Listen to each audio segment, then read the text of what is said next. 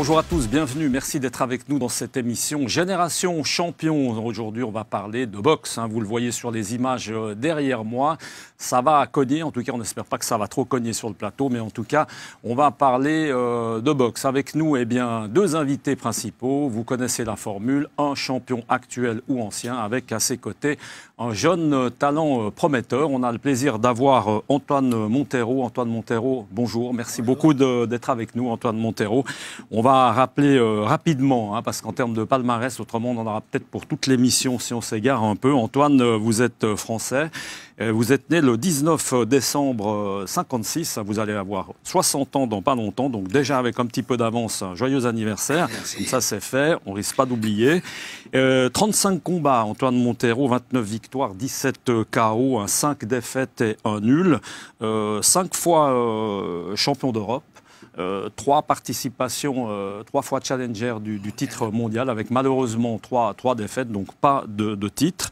Et puis également, aujourd'hui, vous êtes plutôt dans l'organisation, on aura l'occasion d'y revenir, un consultant pour tout ce qui est évidemment meeting de boxe. Alors à votre côté, Yves Tazi, qu'on connaît pour l'instant encore un tout petit peu moins bien. Yves Tazi, 23 ans. Bonjour Yves, bienvenue sur ce plateau. Merci. Né à Genève, un papa angolais et une maman brésilienne. C'est un joli mélange, inutile de le préciser. Membre du club pugilistique de Carouge. On vous annonce un petit peu, on verra tout à l'heure avec Bertrand Dubout, on vous annonce un peu comme le nouveau Cassius Clay. On serait content d'en avoir un, pour rien vous cacher.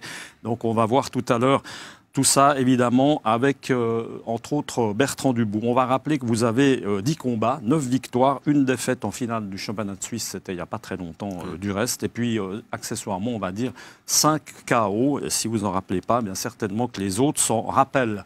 On va passer à Bertrand Dubout. Bertrand Dubout, je ne sais pas si on doit encore le présenter dans le monde de la boxe. C'était le monsieur boxe pendant des années à ce qui est aujourd'hui la RTS, ça s'appelait la TSR, ça ne change pas grand-chose du reste.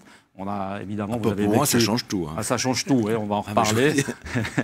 on va en reparler. Vous avez évidemment suivi toute la carrière d'Antoine Montero, derrière le micro ou pas forcément. Et on a même fait 2 championnats du monde en direct sur l'antenne de la TSR à l'époque. Ah, c'est pas rien, mais on va y revenir. On va présenter à vos côtés Daniel Perrou. Daniel Perrou, évidemment, qu'on connaît très bien, organisateur de différentes manifestations sportives, dont de la boxe, avec 3 ou 4 championnats d'Europe, un championnat du monde, et puis aussi du kickboxing. On n'aura pas le temps d'en parler, mais là aussi, des beaux championnats d'Europe, du monde, avec notamment, on s'en rappelle bien, Tenus et Karl Emery, entre autres. Et puis pour ce qui était de la boxe, c'était les années d'Enrico Scacchia. Là aussi, on aura l'occasion peut-être d'en reparler. Et puis de Mauro Martelli également, Michel Giroux. Il y en avait. C'était une époque, tiens, on va peut-être commencer par là. C'était une époque où il y avait beaucoup de belles qualités de boxeurs ici à Genève. Antoine, on en a parlé juste avant, comme ça, un petit peu déjà hors antenne. On a l'impression qu'aujourd'hui, voilà, je sais pas, il y a plus de vrais boxeurs, il n'y a plus de gars qui nous, qui nous font mouiller, si vous me permettez, enfin des gars qui ont du charisme. On a l'impression que ça a un peu disparu. C'est-à-dire qu'aujourd'hui, on a beaucoup plus de sports de combat qu'à l'époque. Les fédérations, il y a aussi beaucoup plus de fédérations. Les gens sont un petit peu perdus, mais des boxeurs, il y en a toujours. Des boxeurs de talent, il y en a toujours. Ils sont peut-être moins connus qu'à l'époque, mais chacun vit avec son époque, quoi.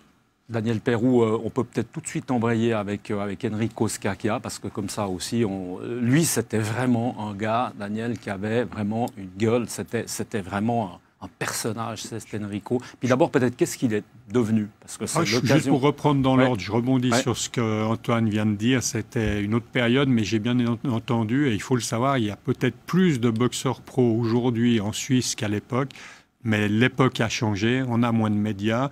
Moins de médias, ça veut dire qu'on intéresse moins les sponsors, il y a moins d'argent pour faire les meetings.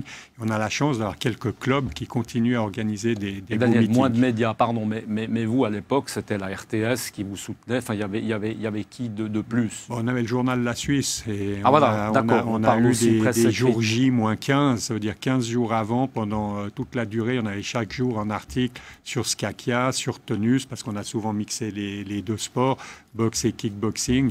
Et c'est vrai qu'on a eu la chance d'avoir un phénomène comme Enrico Rocky Scacchia, qui non seulement était un excellent boxeur, mais c'était un un beau mec, c'était un garçon musclé. Il avait la gueule, lui. Hein. Mais surtout, c'était un puncher. Ouais, c'est ça, il était très spectaculaire. Et les gens, ce qui est extraordinaire, c'est qu'ils disent « la boxe, c'est un sport de dur, ça fait mal, on ne va pas venir voir les meetings. » Mais quand vous avez un puncher et qu'il y a des KO, les salles sont pleines. Quand vous avez un styliste comme Mauro Martelli, qui a fait une carrière exceptionnelle, vous avez de la peine à remplir les salles. C'est vrai. On a dit juste comme ça, parce que c'est vrai, on aurait voulu l'inviter, Enrico Scacca. Soyons clairs, on en a parlé, Daniel. Il a des problèmes de santé. Il a des problèmes de santé, pas liés à la boxe, mais malheureusement, on profite de le saluer. Gros conseil pour lui. Voilà, on pense bien à lui, c'est un chic garçon. Quand on vous compare à Cassius Clay, je reprends un petit peu. Ouais, pas trop voilà. Non, mais qu'est-ce que ça vous fait quoi? D'abord, vous le connaissez, Cassius Clay. Enfin, vous avez vu 2-3 de ses combats. Vous identifiez un peu à un gars comme lui ou c'est une inspiration. C'est une inspiration. C'est une belle inspiration. Ah oui, très très belle. Bon, parlez-nous un petit peu d'un de vos poulains que vous nous avez amené, Bertrand, en me disant, Michel, il faut absolument le prendre, c'est un gars exceptionnel. Depuis Scacca, qui avait tous les arguments pour faire une belle carrière, pour réussir une belle carrière, moi je pense que j'ai pas trouvé un amateur aussi doué que Yves, parce qu'il a la boxe en inspiration, il n'a pas une grande garde, il n'est pas très hermétique. Par contre, il frappe, il a l'esquive, c'est un peu comme de la Hoya, je ne sais pas si ça vous dit quelque chose. Ça me dit bien quelque chose. Il boxait un peu à l'instinct et tout. J'ai hésité à l'inviter dans l'émission, mais il est un peu loin quand même. Ouais, c'est vrai que... Mais bon, quand vous l'avez vu, vous avez tout compris. La boxe est un art et à ce niveau-là, ça fait plaisir. Parce que trop souvent maintenant, avec les boxeurs de l'Est, parce qu'en Suisse, il y a une vingtaine de professionnels, mais il y en a 19 qui viennent des pays de l'Est. Donc, ce sont des bagarreurs, ce sont des guerriers, c'est des gars courageux, mais au niveau de l'esthétisme, c'est pas tout à fait ce qu'on a connu à une certaine époque. Yves, amateur évidemment encore, hein, vous avez démarré juste cette année, les combats, c'est votre première saison. Mais il n'a jamais été junior, il faut le dire. Il a pris la licence au mois de janvier de cette année. Alors d'abord, qu'est-ce qui vous a pris tout d'un coup comme ça, à 23 ans, de dire, tiens, si je montais sur un ring, ça s'est passé comment? C'est quoi? C'est l'inspiration là aussi? Parce que pendant une période de temps, je regardais plus trop de choses de boxe. Et quand je suis revenu, j'ai recommencé à regarder les trucs de boxe. Puis c'est ça qui m'a donné envie de monter sur le ring. Et pourquoi, par exemple, la boxe, puis pas le kickboxing ou le MMA? Parce que ça, c'est un peu plus fun, c'est un peu plus... c'est mes parents qui m'ont lancé dans la boxe. Ils m'ont dit, ouais, tu es bon dans la boxe, donc retourne. Retourne dans la boxe. Antoine, vous, il n'y avait pas ce problème parce qu'il n'y avait pas, le full contact, ça commençait un petit peu, mais c'était un peu boxe ou rien, c'est ça? Oui, disons qu'il y avait la savate à l'époque, la boxe française, il y avait quelques sports, il y avait le karaté, il y avait quand même des sports de combat. Mais disons, le sport qu'on voyait vraiment dans les médias, à la télévision, c'était la boxe. On parlait des grands champions dans les années 80, même dans les années 70, avec Jean-Claude Boutier, Monzon, Napoles, Cassius Clay, bien sûr. Roger Ménétrel. Justement, moi je voudrais rebondir à Genève à l'époque, dans les années 70. J'y étais déjà. On parlait de la boxe comme on parle du football et du hockey sur glace aujourd'hui. C'était une discussion qui avait lieu dans les bistrots. Les gens venaient au meeting. Il y avait quasiment un meeting tous les mois à Genève, au bout du monde, n'importe où. Et donc la boxe est un sport très très populaire. Et même pendant la guerre et avant la guerre. Et maintenant, ça se perd un peu parce qu'évidemment, la télévision ne joue plus le jeu parce que c'est une question de personne. Je ne voudrais pas accuser mon grand copain Massimo Lorenzi, mais depuis que j'ai quitté la télévision, il n'y a jamais eu une image de boxe. Est-ce que si demain il y avait un championnat du monde, vous allez me dire, il faudrait leur poser la question, mais est-ce qu'on peut imaginer que la RTS serait partie prenante? On n'en sait rien. On n'en sait rien, mais de toute façon, là, maintenant, la télévision suisse est dirigée par les Suisses allemands, donc ils sont braqués sur ce qui se passe de l'autre côté de la Sarine. Ici, ils s'en foutent complètement, et c'est ça qui est absolument désolant. Daniel Perrou, par exemple, qu'est-ce qui vous a fait arrêter à un moment donné la boxe? Alors maintenant, vous organisez un concours hippique, on peut profiter d'en parler, ce qui est complètement différent. Qu'est-ce qui a fait qu'un beau jour, vous avez dit, allez, sport de combat, terminé? Très sincèrement, dans ma tête, j'ai encore pas complètement arrêté les sports de combat. Là, c'est un scoop. Alors. Là, on est ça nous rassure encore. Là, on est vers un scoop, messieurs. Je crois que aujourd'hui, je pense, pour revenir à la télévision romande, je pense que si on remonte un sportif comme ça a été fait à l'époque... Alors c'est ça. Parce qu'il ne faut pas oublier quand Mauro Martelli, il est passé professionnel, il avait 12 combats amateurs. Et il a fait, on peut dire que c'est le plus grand boxeur de tous les temps en Suisse avec Fritz Scherwer. Il a été 5 fois champion d'Europe et il a disputé 2 championnats du monde. Fritz n'a pas eu le même palmarès, à quelques combats près. Mais c'est vrai que c'est des garçons qu'on a pris jeunes, on a monté des meetings pro. Le gros problème de la boxe aujourd'hui, c'est que par chance, les clubs continuent à organiser, mais le club organise pour ses combattants, ce qui est logique. Mais un club va faire 1, voire 2 meetings par année. Et on a de la peine à faire boxer ces garçons. Et quand vous prenez la période de Scakia et de Martelly, uniquement en Suisse, c'est des garçons qui faisaient entre 7 et 10 combats par année. Donc les sommes n'étaient pas exorbitantes, mais si vous touchez 7 à 10 fois 4 à 6 000 francs par combat, vous arrivez à vivre de la boxe. Ouais. Et aujourd'hui, malheureusement, ça, c'est plus possible. Alors, on parle de vivre de la boxe, Antoine Montero, avec votre parcours, on a dit 5 fois champion d'Europe, 3 championnats du monde à votre époque, parce que, bon, évidemment, on est obligé de dire que c'était il y a une trentaine d'années, hein, donc voilà. Ça ne soit pas, Antoine.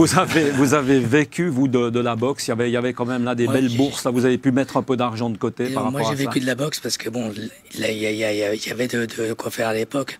Moi, j'ai fait le championnat du monde dans les arènes de Nîmes avec 15 000 personnes, en direct sur TF1. Et sur la TSR, mon cher. Et sur la TSR. Et sur les commentaires de Bertrand Dubout, voilà, exactement. Et sur d'autres télévisions, bien sûr. Mais je veux dire que par rapport à la France, donc c'était en France. Et puis, par la suite, Qu'est-ce qu'on gagnait, pardon, Antoine, allez, soyons clairs. Qu'est-ce qu'on gagnait dans des combats comme ça? C'était quoi les bourses? Parce que là, on entend des dizaines de millions. On peut parler en millions de francs à l'époque. Ah oui, quand même. Francs français, Donc, aujourd'hui, c'est pas grand-chose parce qu'un million de francs, c'est 150 000 euros. Donc, ça représente pas grand-chose. Mais avant, vous aviez 1 million de francs, on en faisait des choses.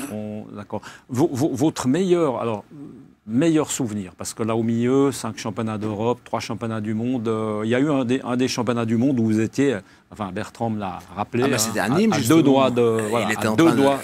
Il avait la mâchoire fracturée, il a dû arrêter au 11e. Avec les règlements d'aujourd'hui, j'aurais été champion du monde parce que j'ai été arrêté un round avant la fin du combat. Et puis donc, j'ai perdu sur arrêt de l'arbitre. Alors qu'aujourd'hui, on aurait été au décompte des points. C'était un coup volontaire qu'il m'a donné pour me blesser, puis il m'a frappé à poil gong. Ah ouais, c'est donc ça. Il aurait pu être disqualifié, il avait déjà 2 avertissements officiels, donc il aurait pu être disqualifié, ou bien alors on aurait été au décompte des points, et aujourd'hui, voilà. Mais bon, l'histoire est comme ça. Si on parle d'entraînement, un amateur, ça s'entraîne quand, comment? Un programme classique, c'est quoi? Une journée? Normalement, je dirais tous les jours. Quand même tous les jours, plusieurs heures par jour, c'est ça? Ben là, il sort de la douche. Hein. Il était à l'entraînement juste avant. Voilà, c'est ça. C'est à la mi-journée.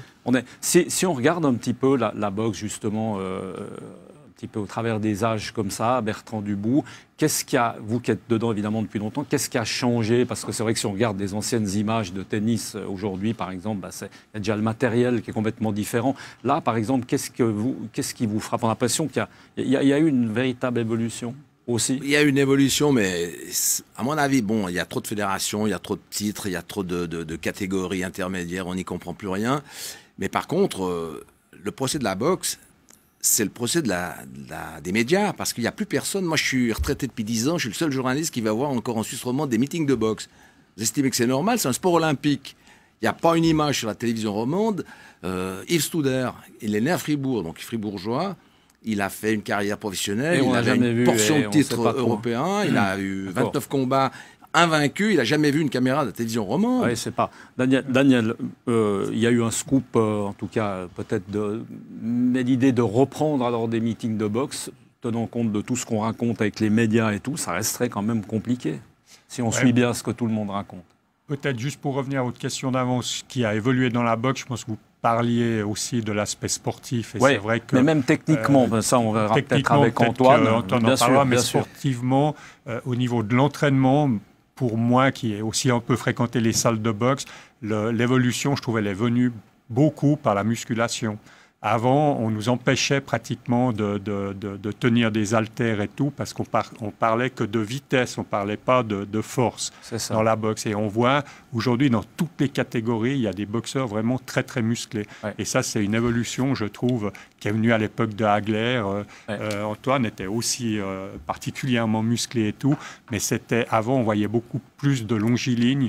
Et voilà. Antoine, comme on dit, hein, vous aviez la patate. Hein, ça, je crois que Bertrand va pas me contredire. Le punch, hein, il y avait... C'était plus un puncher qu'un styliste. Mais ça, Antoine, on est né avec, ça se travaille, ou bien c'était depuis vos débuts, il y avait la patate comme ça? Le punch, c'est naturel en général, mais on peut améliorer après avec la position des jambes, avec les rotations du buste, mais on a déjà le punch à la base, on a le punch ou on l'a pas. Après, bien sûr, qu'on améliore, on peut tout améliorer, on peut... Ouais. Mais un boxeur qui est styliste, c'est difficile de le faire devenir puncher. Parce qu'il n'a pas la même boxe en plus. C'est ça. En termes, on parlait d'entraînement, on a survolé un petit peu. Vous, par exemple, justement, qui êtes toujours dans le coup de la boxe maintenant, hein, un petit peu, alors on a dit comme consultant, vous, les entraînements, enfin ce que vous voyez, il y a beaucoup de changements par rapport à il y a 30 ans en arrière. Vous vous y retrouvez? Non, je pense que c'est la même chose, sauf qu'aujourd'hui, on est devenu beaucoup plus technique. En plus, on a changé un petit peu le matériel. On boxe avec des gants plus gros, on boxe sur une distance plus courte. D'accord. Et aujourd'hui, la boxe est devenue plus technique. Et avant, on avait plus affaire à des combattants, des punchers, et c'est peut-être ça aussi qui faisait bouger le public. Aujourd'hui, on a très peu de combats qui se terminent avant la limite. Dans une soirée, quand on a un combat, alors si l'opposition est vraiment la même, quand un combat se termine avant la limite, aujourd'hui, c'est rare. Alors qu'avant, c'était fréquent. C'était intense et il y avait des combats qui se terminaient avant la limite. Yves, la suite de votre carrière, vous la voyez comment? Je vais voir pour passer pro d'ici 2 ans, je pense. Ça dépend de quoi? Qu'est-ce qu'il faut pour passer pro? De mes coachs, ça dépendra de mes coachs. Je laisse mes coachs décider pour ça. D'accord. Ouais. Mais idéalement, ce serait vraiment d'en faire votre métier. Bertrand, vous vouliez dire quelque chose là tout à l'heure? Oui, je voulais dire qu'à une certaine époque, les combats de boxe importants passaient sur les chaînes publiques. Tandis que maintenant, on a affaire à des chaînes cryptées, des chaînes payantes, etc. Mais je peux vous dire qu'au niveau international, au niveau mondial, il y a de magnifiques champions du monde. Evgeny Golovkin, il est champion du monde des poids moyens. Il a, je crois, 3 ceintures sur les épaules sur 4. Il a 35 combats, il a 35 victoires, dont 30 par KO. Il n'y a personne qui le connaît, sauf moi et Antoine, parce qu'il est dans le coup de la boxe, parce qu'on ne le voit jamais. Donc c'est un problème à régler en urgence. Sinon la boxe, elle va mourir à cause de ça. C'est dommage parce qu'il y a la concurrence des sports de combat comme le MMA, d'autres disciplines. Les jeunes sont attirés par ces sports nouveaux, mais je trouve qu'il y a encore de très beaux boxeurs et surtout ils s'entraînent comme des fous toute la semaine, le matin, le soir, etc. Et on n'en parle pas, ils apparaissent jamais. Daniel, vous qui avez organisé aussi boxe, full contact, kickboxing et comme ça, qu'est-ce qui est plus difficile à organiser? Aujourd'hui, entre les deux sports, aujourd'hui. Bon, je l'ai dit au début, c'est vrai qu'on a moins de médias, donc c'est déjà un petit peu plus compliqué à ce niveau-là. Maintenant, les jeunes, beaucoup vont effectivement vers les combats pieds-points, ce qui ne veut pas dire justement qu'il n'y ait plus de boxeurs, puisque comme je l'ai aussi dit, il y a plus de boxeurs pro aujourd'hui qu'à cette époque. Mais je crois que c'est un phénomène de société, parce qu'évidemment, on se rappelle qu'on a mis plus de 6000 spectateurs pour un championnat d'Europe entre Sciacca et Skouma à Genève. Ça paraît exceptionnel. Mais ça, avec une tête d'affiche, on arriverait de nouveau. Non, parce qu'il ne faut pas oublier que 5 ou 10 ans avant, Ménétré contre Bertini, championnat d'Europe des welter, il y avait 11 000 spectateurs. Donc, c'est pas d'aujourd'hui. Ralph Charles aussi. Je pense que les gens, aujourd'hui, on peut parler de tous les sports. Si on parle du football, on ne va pas dire qu'il y a plus de monde autour des stades, en tout cas pas à Genève. Ça devient un petit peu compliqué, non pas parce que les gens se désintéressent, mais parce qu'ils s'intéressent à beaucoup plus d'autres sports. Ouais, Et quand vous voyez qu'on met 45 000 personnes pour la course de l'escalade, je pense que ces 45 000-là, la veille, ils n'ont pas été voir un meeting de boxe ou un match de foot. Les sports populaires se développent à une vitesse incroyable. Et les sports où doit compter sur des têtes d'affiche. Malheureusement, on n'a pas de grosses têtes d'affiche aujourd'hui dans la boxe. Je pense que justement, ce terme tête d'affiche, c'est un terme intéressant parce que le jour où à Genève, on retrouve une tête d'affiche, c'est pour ça que moi je fais confiance à Yves Tazi, parce qu'il a les qualités techniques et le punch pour être une tête d'affiche. Mais il faut être patient avec lui, il débute. Donc il a que 10 combats, 11 combats, et il a pris sa licence cette année, il faut lui faire encore une saison d'amateur, après il passera professionnel, mais il faut pas le lancer dans le grand bain immédiatement, il faut le formater pour qu'il puisse faire une carrière, mais par contre, il a les qualités pour être une tête d'affiche, parce qu'il est spectaculaire. Antoine Montero, qu'est-ce qu'on peut donner comme bon conseil à un jeune boxeur? Allez, qu'est-ce que vous avez envie de lui dire à ce jeune boxeur? De s'entraîner, de travailler, d'être sérieux, je pense que c'est comme dans la vie, hein. On n'obtient tout par le travail et je pense que... Et après, il faut être bien dirigé, bien sûr, mais le plus important, c'est de s'entraîner et d'être sérieux, quoi. Vous étiez un gros travailleur? Moi, j'étais obligé parce que j'étais pas doué, donc j'avais mon punch, donc et c'est ma condition physique et mon punch qui m'ont fait arriver où je suis arrivé, quoi. Et aujourd'hui, en termes de consultant, ça veut dire quoi? Votre métier, c'est moi, quoi? j'étais organisateur de combat pendant des années où j'organisais tout avec Eurosport, y compris production et tout. Et aujourd'hui, vu les difficultés qu'il y a avec toutes les télévisions et tout, je suis plus donc consultant pour les organisations avec les clubs, comme disait Daniel tout à l'heure, avec certains organisateurs qui veulent monter certains combats.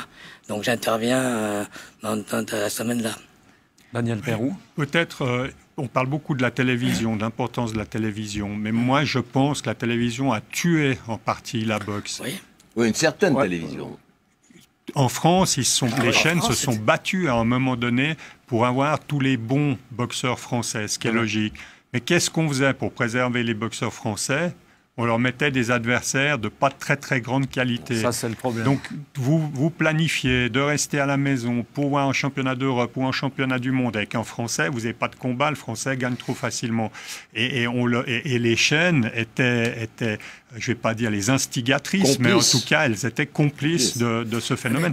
Donc là aussi, les gens se désintéressent. Tu voyais Ménétré, Raph Charles, c'était Rocky. Tu ne savais pas lequel allait tomber. Et c'est ça que les gens aimaient. Mais toi, tu as fait ce genre de combat parce qu'on t'a pas ménagé. Voilà. Et il y avait 16 000 personnes dans les arènes de Nîmes et il y avait des millions de téléspectateurs derrière TF1. Bon, il y a des gros promoteurs aussi parce qu'il y avait le patron de RMO qui avait monté toute sa structure et tout. Marc Braillon, c'était une période euphorique pour la boxe française. Mais j'ignorais également qu'en 1992, sauf erreur, avec Giorgio Costantino, avec Gauthier, on a eu une petite structure pour faire 3 meetings de boxe dans le studio 4 de la télévision suisse romande. On s'en rappelle. On a peut-être un peu oublié cette époque. Il y avait 80 000 balles de budget à l'époque. Il y avait chaque soir de ces meetings 5 voire 6 combats professionnels. On ne pouvait pas mettre plus que 700-800 personnes, mais je peux vous dire que mes anciens copains de la télévision suisse romande s'en souviennent encore. Par contre, on l'a peut-être un peu oublié dans la grande maison.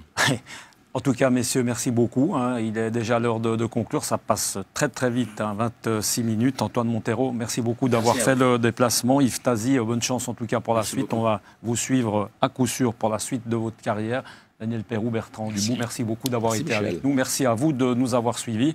On se retrouve très bientôt pour parler de sport et surtout de suivre cette émission Génération Champion. Je vous souhaite des très bonnes fêtes de fin d'année. À bientôt. Ciao.